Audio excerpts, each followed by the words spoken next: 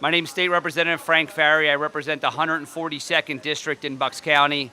I want to thank you for joining us on this first day of summer, which is obviously a very warm and beautiful day.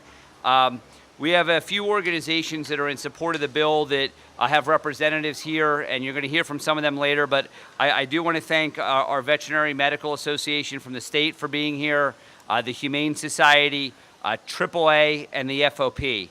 All four of those organizations are providing broad support for this legislation.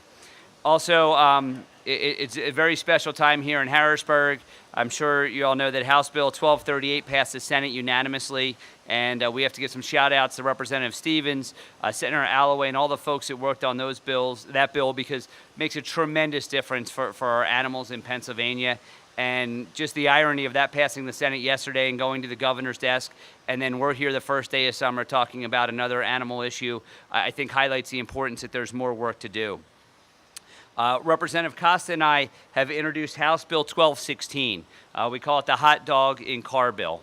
It is the same bill that passed the House unanimously last session with a number of 1516, and went over to the Senate, and hopefully we'll have some more success in the Senate this year than we had last year. But the bill does several things, and one of the main things it does is it provides civil immunity to first responders, police, fire, EMS, as well as Humane Society police officers to break out a window of a vehicle to save a pet in distress. The vets are going to talk a little bit later about how quickly the dynamics of a hot vehicle can have on your pet. This is near and dear to my heart in a couple different ways. I'm a volunteer fire chief back in Bucks County. Representative Costa worked in law enforcement prior to his time here, so we have a unique coalition of law enforcement in terms of being a representative, the fire department in terms of being a representative, and the strong bipartisan and cross-state support in this. I literally just spent the last 4 days in the hospital. I got out Monday night. And the reason I was in the hospital was because I was actually overcome with a heat situation, dehydration, from my role as a firefighter. The difference is I was actually able to make the phone call and get the medic unit to get to the hospital and get treated. But part of the results of that dehydration was I actually have some permanent damage to my kidney. Well, the same thing actually happens to your pets. If your pet is left in the vehicle, they can suffer organ damage that's permanent, that can affect them for the rest of their lives, and obviously they can die. So, I was able to call 911. Your pet is not able to do that. And we have many great folks that are great pet owners and really just do not think about the few moments that pet may be in a vehicle and the impact it's going to have on that pet. So I think it's pretty important from a public service standpoint to get that message out there. As well as to get this bill passed and provide the tools that our first responders need to address this situation. Parallel to our bill, Representative Boback actually has a hot kids in car bill. I hope that they're going to be running parallel, very similar circumstances, the impact it can have on your children by leaving them in an unattended vehicle. Even if your windows are cracked, you're parked in the shade, these vehicles heat up very rapidly and it can have a significant impact. So we're hoping both of these bills move at the same time, and we can be talking to you in the future as the governor's ready to sign them into law. So with that, I'm going to turn it over to Representative Costa. Thank you, Representative Farry, and thank you for being here today on this beautiful day up in Harrisburg. I think one of the things that we have to understand is this is a team effort, and by the public being out there and putting their support behind these bills and putting the pressure on legislators, we have a good chance of passing this very, very important bill. And just about a week and a half ago, we had an incident in the city of Pittsburgh, which does have a bill like this, okay? And permits people to break out a window. And we had a dog, and unfortunately, the dog owner was a member of the media. And it was inadvertent. Obviously, he thought he was going to be a couple of minutes. Took longer. When he came back, he was a little upset. Some civilian broke his window out. And the police were there, and they responded. And what they wound up doing is he realized later that the time had passed faster than he thought.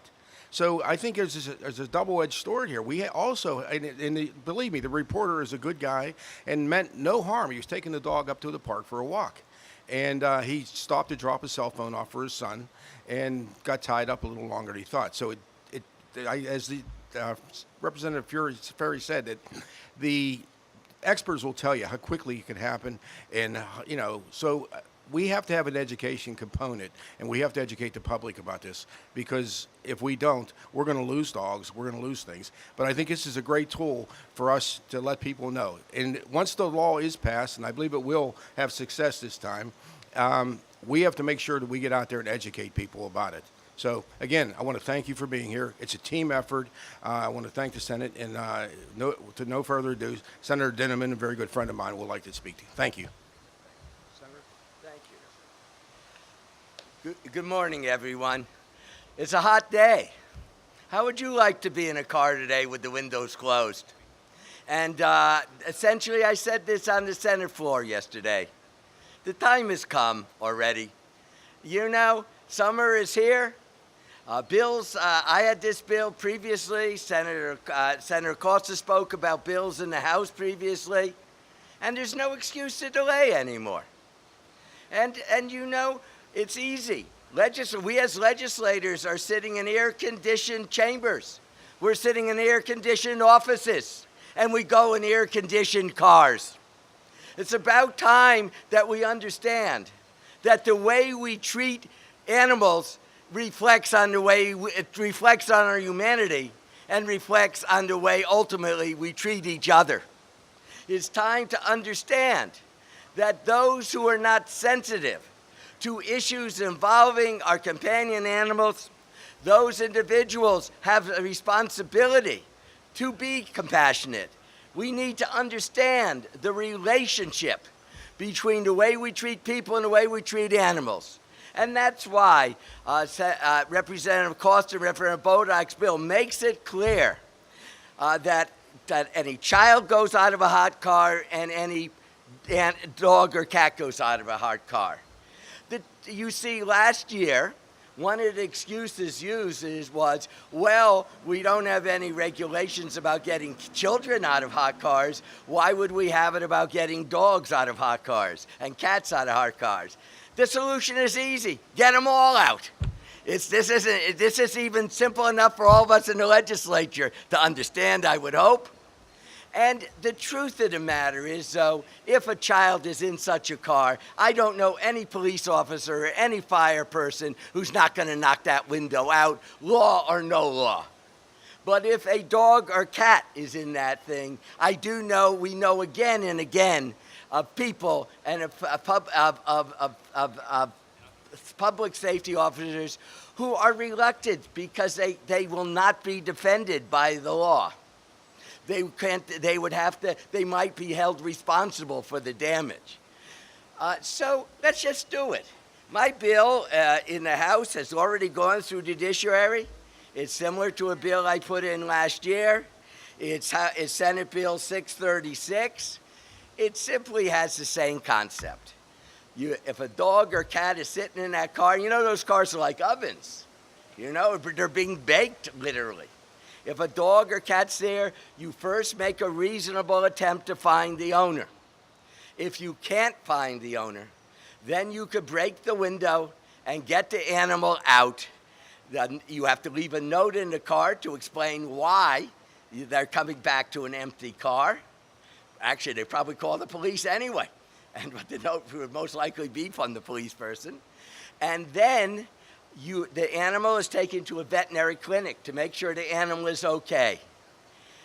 You have to take care of the expense of your own car for the damages. And by the way, you better pay the vet too. And if that animal is ill or in distress, that vet will proceed to provide services to which you're charged. This is just asking, is that strict? Yes, it should be, shouldn't it? In fact, most people love their dog and cat, but they don't think. That's why the animal has become, is in there. And you know, most people don't necessarily do it purposely. Most people are regretful afterwards. But the fact remains, the dog and cat can be dead, could go through distress, and we are capable of reminding people that's the purpose of the law, The law is not only, yes, it can ultimately be done to punish people, but the ultimate purpose of the law is to try to change people's behavior. So allow me to sum up this way. Hey, is it hot out here? You feel the sun, you're sweating a bit? Try sitting in a car. Try sitting in that car with the windows closed, the air conditioner off. And try sitting there for minute after minute as it gets hotter and hotter. And then that's what we're subjecting our dogs and cats to. That is what we're subjecting young children to as well, because the law is not clear on this issue of children. And let's get both bills passed so the law is clear on both. Let's do it now. Let's tell the legislators, you sitting in a nice air-conditioned chamber, think about others and vote this out. You have enough time before the end of the session. We've done it before. Do not let another summer go by where our dogs and cats and even potentially and also young children can suffer. It has to be ended, and it has to be ended now, and we're committed to making sure it's done. Correct? Good. Thank you. Oh, and I'm supposed to introduce Kristen. and Kristen's dog, who I think they put in the shade. Yeah, we put the dogs. Thank you, Senator. You're welcome. I appreciate it. You're welcome. And it is definitely the first day of summer, so thanks for being here. I did want to say thank you to the media for keeping these issues in the public's eye. And I do want to thank Senator Dinniman and Representative Frank Farry and Representative Don Costa for introducing legislation to protect pets from being left in hot cars. Also, Adrian is here with AAA, who is also a partner with us on this legislation, as well as the Fraternal Order of Police. So we are very appreciative of the support. I also wanted to mention yesterday was a huge victory with the passing of House Bill 1238, Libre's Law, and Representative Farry's legislation to protect humane officers by providing civil immunity was included in that package. And so now moving forward, this is very important legislation to make sure that we are adding that additional layer of protection to protect the people who are protecting our pets. And we all know that we love having our little buddies with us, like all of us over here have our pups today. But if you know you can't go shopping and bring your pet in the store, make sure that you're leaving them at home. A few things that you can do to be a part of this solution is to first contact your state senator and your state representative and urge them to pass the Keeping Pets Out of Hot Car bills. The second thing you can do is if you're in a parking lot and you notice a pet is left in a hot car, go into that store with a license plate, the make and the model of the car, and usually they can page someone to bring them out there. If that doesn't work, then you want to contact the authorities and stay there until you know the authorities are there to get these dogs or cat the safety that they need.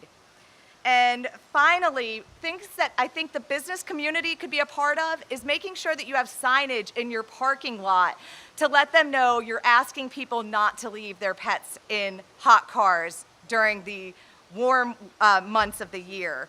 So just a few solutions that we can all be a part, a few ways that we can all be a part of the solution. And thank you guys so much for being here. I know we're all really here for the demo by the PVMA, so with no further ado, we'll bring our wonderful veterinarians up. Bravo. Yeah, thank you guys for being here. Thank you so much for being here today. The purpose of this demonstration is to show you what a person on the street can do to help assist a hot dog or cat that's found in a car. These are really easy steps that anybody can take. You can see how quickly dogs can overheat. Our dogs here today, Ollie and Simon and Chewy, they're panting and hot just from being outside in the direct sunlight with this hot stone underneath them. So you can imagine what it would be like for them to be in a car. If you happen to come across a dog that's in a car and in distress, you'll know it. The dog could be panting, could be clawing, could be hysterical inside the car, or the dog or cat could be passed out at that point. In any case, this is an emergency situation because the inside of that car could be 110 degrees, 120 degrees. When you make the call, to 911, make sure that you ask the operator to tell the first responder to turn the air conditioning in the car up all the way and the fan up all the way. So by the time, let's say, the police officer gets to the scene, that car is nice and cool and air circulating, because that really is going to be the best way to treat the dog pre-hospital, right? Because that first responder is going to take the dog to a veterinary hospital as soon as possible. But what you can do as a stander by is several things. You can go to a business that's nearby, get a watering can, or get a cleaning bucket. Or you could ask someone who's running or jogging or pushing a stroller nearby for a water bottle. First thing you want to do is get some kind of cloth, whether it be a sock or a rag or a t-shirt, and saturate that cloth with water. And you want to place the cloth on areas of the dog where blood vessels are closest to the surface of the skin. So that's around the neck, and that's in the pits of the legs. That's the first thing you can do. And Megan, our certified veterinary technician, is showing you how to do that. The next thing you can do, if you can find a watering can, is you can sprinkle that dog with the watering can.